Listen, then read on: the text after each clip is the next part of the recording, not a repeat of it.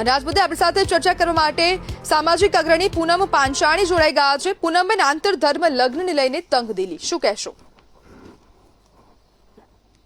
દિવસે ને દિવસે આપણે જોઈએ છીએ કે લગ્નમાં લવ જેહાદના કિસ્સાઓ વધી રહ્યા છે અને ખાસ કરીને આ અંતર્ગત જોવામાં આવે છે કે નાની નાની બાળકીઓને બી ટાર્ગેટ કરવામાં આવે છે અને લવ જેહાદના કિસ્સામાં 18 વર્ષની પ્લસ થાય એની વેઇટ કરવામાં આવે છે અને એના ખાસ જે માધ્યમ બને છે સોશિયલ મીડિયા। કારણ કે મારી પાસે ઘણી બધી 142 દીકરીઓ લગભગ હું પાછી લાવી છું આ લવ જેહાદમાં ફસાયેલી।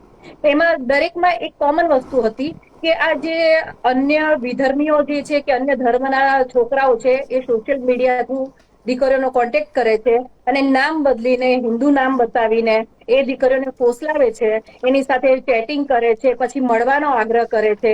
મળવાના આગ્રહ પછી ધીમે ધીમે એનું કેર કરવું, એને સાચવવી અને પછી એ પ્રેમમાં પાડે છે। પ્રેમમાં પાડ્યા પછી એ એટલી હદે આગળ વધી જાય છે કે એમના પર્સનલ મુવમેન્ટ માણી લે છે અને એના પછી એ દીકરીને લગ્ન માટે ફોર્સ કરવામાં આવે છે લગ્ન માટે અને લગ્ન વખતે એ દીકરીને ખ્યાલ આવે છે કે આ દીકરો તો આપણા ધર્મનો છે જ નહીં અને એવા સંજોગોમાં દીકરી પાસે કઈ ઓપ્શન નથી હોતું અને દીકરીને એવું કહેવામાં આવે છે એ સમયે જયારે દીકરી વિરોધ કરે કે ભાઈ તે મારાથી જૂઠ કેમ બોલ્યું, છુપાયું કેમ, ત્યારે એ દીકરા દ્વારા વિધર્મી દ્વારા એવું કહેવામાં આવે છે કે હું તને ખોઈ ના બેસું, હું તને સાચો પ્રેમ કરતો, તારી વગર રહી નથી શકતો, જો હું તને સાચું કે તો કદાચ તું મારા પ્રેમમાં ના પડત અથવા મને હા ના પડત એના ડરથી, તને ખોવાના ડરથી મેં તમને ખોટું કીધું અને એ રીતના એને ઇમોશનલી અત્યાચાર કરે કે ઇમોશનલી એને ફસાવીને અને એ દીકરા જે બી વિધર્મી છે એની સાથે એની વાતોમાં આવી જાય છે અને પછી એ લગ્ન કરવા માટે પ્રેરાય છે। કારણ કે કહેવાય પ્રેમ આંધળો હોય છે પણ પ્રેમ આંધળો હોય છે એને એના મા બાપ બી નથી દેખાતા દીકરીને એ સમયે કે એના માતા પિતા ઉપર શું વીતશે, એના માતા પિતાની પરિસ્થિતિ શું થશે, એના પછી એના નાના ભાઈ બહેનોની પરિસ્થિતિ કેવી થશે એ બી ખ્યાલ નહીં હોતો, ખબર નથી। એવું તો કેવું એનું માઇન્ડ વોશ કરી દેવામાં આવે છે તો એના લીધે આવી પરિસ્થિતિ સર્જાય છે અને ખાસ કરીને એમાં જે માધ્યમ બને છે સોશિયલ મીડિયા જ બને છે, જેમ કે ઇન્સ્ટાગ્રામ છે, ફેસબુક છે। તો દીકરીઓને ઘણી બધી સજાગ થવાની જરૂર છે અને ઘણા બધા એવા કિસ્સા છે કે જેની અંદર જે સામેવાળો જે વિધર્મી છે, અન્ય ધર્મનો છોકરો છે એ ઓલરેડી પરણિત હોય છે, પરણેલો હોય છે, એના બાળકો હોય છે અને પછી આ દીકરીઓને લઈ જવામાં આવે છે અને માત્ર ને માત્ર બચ્ચા પેદા કરવાની મશીન જ બનાવવામાં આવે છે। તો આ વસ્તુ ના થવી જોઈએ આપણા સમાજમાં અને એમાં આપણે વાલી તરીકે અને આપણા સમાજે જાગૃત થવું પડશે।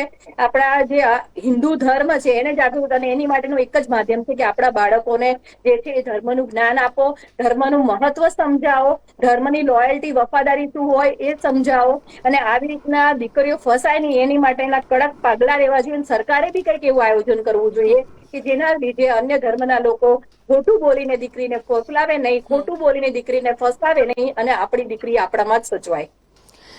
પૂનમબેન, સમગ્ર જે હવે આ એક હોબાળો છે અથવા તો વિવાદ જે આપણે કહીએ તો તે હવે રાજકીય વળાંક લઈ રહ્યો છે કારણ કે હવે ધારાસભ્ય કૌશિક જૈન પણ પહોંચ્યા છે, વીએચપીના કાર્યકરોની અટકાયત પણ કરવામાં આવી છે, 50થી વધુ કાર્યકરોની અટકાયત થઈ છે। આપને શું લાગે છે?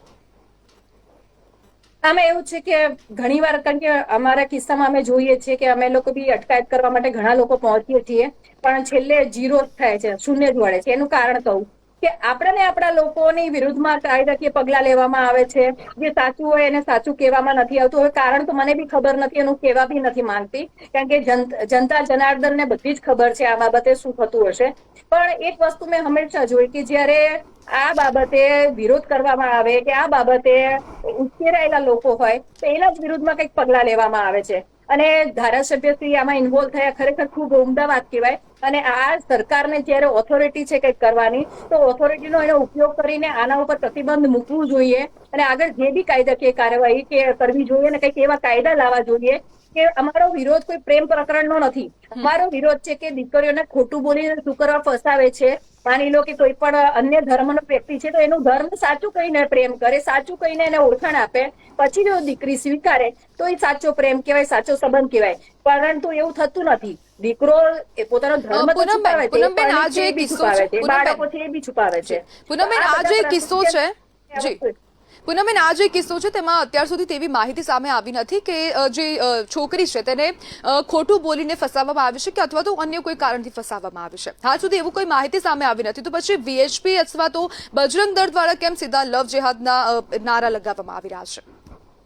બેન, જો હું એક વસ્તુ માનું છું કે મરજીથી ભલે કદાચ ખોટું બોલ્યો છે કે નહીં બોલ્યો તો આપણને બી ખબર નથી, બરાબર. અને કદાચ બોલ્યો હશે તો દીકરી હવે આ પ્રેમ કહેવાય ને, આંધળો કહેવાય, કદાચ છુપાવતી બી હોય અને પછી ખોટું બી બોલતી હોય અને કદાચ સાચી બી હોય તો વિશ્વ હિન્દુ પરિષદ જે છે, બજરંગ દળ છે, હિન્દુત્વ માટે કાર્યરત છે, જી, જી. બરાબર. આપણા હિન્દુ અમારા મતલબ આપણા જે ધર્મમાં છે, પોતપોતાના ધર્મ માટેની વફાદારી નામની બી એક વસ્તુ હોય છે. જી. અને દરેક દીકરી હોય તો દરેક ધર્મને પોતાની દીકરીની ચિંતા હોય જ. તો આજે જે વિશ્વ હિન્દુ પરિષદ છે, બજરંગ દળ છે, પોતાની દીકરી એક પરિવારની સદસ્ય તરીકે જોઈ રહ્યા છે કે આપણી દીકરી કાલ ઉઠીને દુઃખી ના થાય, એને તકલીફ ના પડે અને આપણા જ ધર્મમાં સચવાય, એવા આગ્રહ સાથે એ લોકો કામગીરી કરી રહ્યા છે. ના કે બસ કે આ ધર્મનો છે તો આપણે વિરોધ કરો, એવું નથી. કોઈ ધર્મથી દુશ્મની નથી, પણ જે બી ધર્મ છે એની દીકરી એના જ ધર્મમાં સચવાવી જોઈએ, કારણ કે એમાં જ એની સુરક્ષા રહેશે, સામાજિક રીતે એને સપોર્ટ મળી શકે. જી જી, બિલકુલ પૂનમબેન, જોડાવા બદલ આપનો આભાર.